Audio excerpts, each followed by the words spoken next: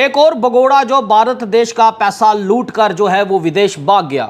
एक और मामला गुजरात के सूरत से सामने निकल कर आ रहा है, जहां पर जिस तरह नीरव मोदी, ललित मोदी और विजय माल्या भारत देश का पैसा लूट कर विदेश भाग गए, लेकिन यह सिलसिला अब यहां रुकने वाला नहीं है। सवाल यह है कि ये जो लोग भारत देश का पैसा लूट कर वापिस कब आएंगे, ये पैसा कब वापस आएगा और क्या इन भगोड़ों को पकड़कर भारत सरकार फिर वापस ला पाएगी या नहीं ला पाएगी। ये एक बड़ा सवाल और एक बड़ी पहेली जो है वो बनता हुआ नज़र आ रहा है, और इस पहेली को ना ही भारत सरकार जो है वो सुलझा पा रही है। सरकार बनने से पहले वादे बहुत किए गए थे कि जो लोग देश का पैसा लूट कर ले गए हैं उन सब भगोड़ों को वापस लाया जाएगा, और भारत देश की आम जनता का पैसा जो बैंकों में पड़ा रहता है उस पैसों को लूट कर ये जो लोग जो हैं विदेश भाग रहे हैं इनसे वो पैसा भी वापस लाया जाएगा।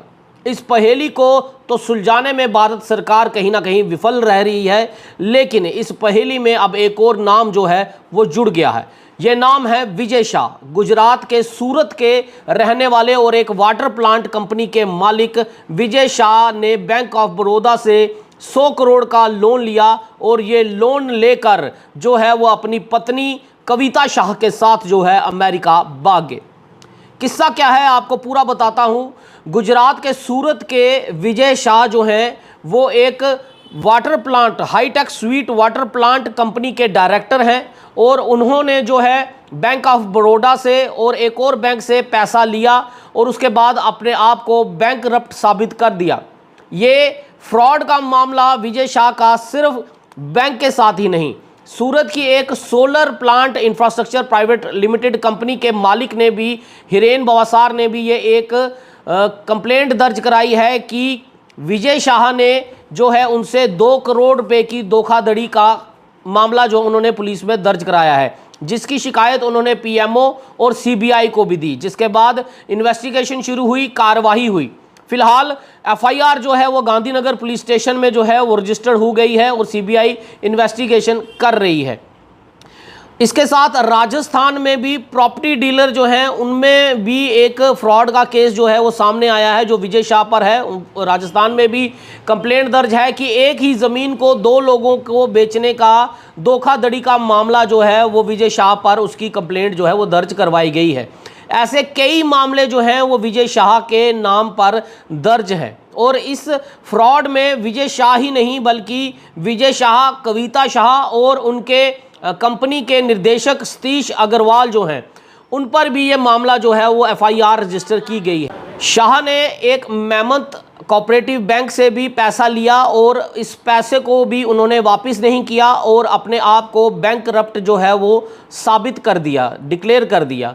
उसके बाद ये मेमत कोऑपरेटिव बैंक जो है वो बैंक ऑफ बड़ौदा के साथ जो है विलय हो जाता है, और जो 100 करोड़ का स्कैम जो विजय शाह ने किया है वो टुकड़ों टुकड़ों में बैंक ऑफ बड़ौदा से जो लिया गया। उसके बाद साजिश इस तरह से रची गई, जो निर्देशक सतीश अग्रवाल थे उनको जो है वो निकाला गया, और उसके बाद कंपनी का सारा स्टाफ जो है उसको निकाल दिया गया, और चोरी छुपे जो है वो अपनी बीवी कविता शाह के साथ अमेरिका में जा बसे हैं।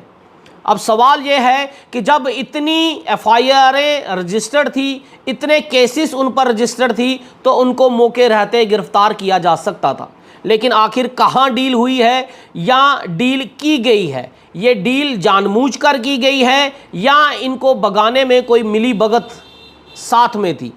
क्योंकि इतने केसेस होने के बाद, धोखाधड़ी के, प्रॉपर्टी के, फिर उसके बाद आपके फ्रॉड्स होने को लेकर भी ये सारी चीज़ें अगर इतने केसेस रजिस्टर्ड थे उसके बावजूद भी उनकी गिरफ्तारी नहीं की, और जिसका अंजाम ये है कि भारत सरकार का, हमारे भारत देश का, हमारी आम जनता का 100 करोड़ रुपया लेकर ये भगोड़ा विजय शाह, गुजरात का रहने वाला, सूरत के रहने वाले जो हैं वो 100 करोड़ रुपया लेकर विदेश भाग गए। लेकिन सवाल एक ये भी है कि आखिर गुजरात से कितने लोग जो हैं वो लगातार इसी तरह का फ्रॉड करते हुए भारत का पैसा लूट कर जो हैं वो विदेश भाग गए हैं। और जो बातें कही जाती हैं कि इन भगोड़ों को वापस लाया जाएगा, इनसे भारत देश का पैसा वापस लाया जाएगा, लेकिन उस पर कुछ भी काम करते हुए दिख नहीं रहा। नाम आपको याद होंगे, लेकिन एक बार फिर आपको याद दिला दूं, नीरव मोदी, ललित मोदी, विजय माल्या, मेहुल चोकसी, ललित मोदी, जतिन मेहता, पुत्रा, ये ऐसे कई नाम हैं जो तकरीबन हजारों करोड़ों का पैसा लूट कर भारत देश का विदेशों में जा बैठे हुए हैं। लेकिन सवाल ये है, ये खबरें आपको टीवी पर क्यों नहीं दिखती? ये खबरें अभी कोई भी नेशनल मीडिया इस खबर को कवर नहीं कर रहा है, लेकिन ये कवर करना उनका बनता है, क्योंकि भारत देश का पैसा जो है वो लूट कर विदेश जो है वो लिया जा रहा है। मेहुल चोकसी और ललित मोदी और नीरव मोदी 13,600 करोड़ रुपया पीएनबी का घोटाला जो है ये पैसा लूट कर जो है वो ले गए। विजय माल्या एक बड़ा 9,000 करोड़ रुपया लेकर जो है वो विदेश भाग गए, और ऐसे कई नाम और जुड़ते हुए नजर आ रहे हैं। और अब नया भगोड़ा जो है वो गुजरात से, सूरत से एक और तैयार हो गया, जो देश का पैसा लूट कर और जनता का पैसा 100 करोड़ से ज़्यादा पैसा लूट कर, और जहां 2 करोड़ का प्रॉपर्टी का स्कैम जो है या सोलर कंपनी का जो स्कैम है, उनकी भी कंप्लेंट्स उन पर दर्ज हैं। तो आखिर ये सिलसिला कब रुकेगा? क्या इसी तरह से गुजरात से हर कोई उठकर जो है वो बिजनेसमैन जो है वो भारत देश का पैसा लूट कर जो है वो विदेशों में जाकर सेटल हो जाएगा, और हमारी भारत सरकार सिर्फ यही बोलती रहेगी कि हम इन भगोड़ों को वापस लाएंगे और भारत देश का पैसा लूटा हुआ वापस लेकर आएंगे? लेकिन क्या इस बात पर अमल किया जा रहा है? क्या इस बात पर कुछ कार्रवाई की जा रही है?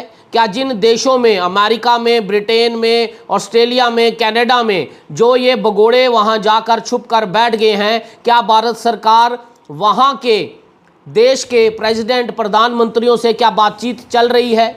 यूँ तो हम अक्सर देखते हैं कि मोदी हर देश में जाकर दौरा करते हैं और हर देश के प्रेसिडेंट, प्रधानमंत्री से उनकी काफ़ी अच्छी खासी बनती है। तो फिर इन भगोड़ों को वापस लाने में आखिर मोदी सरकार को किस तरह की कमी का सामना करना पड़ रहा है, या फिर इस पर कुछ किया ही नहीं जा रहा?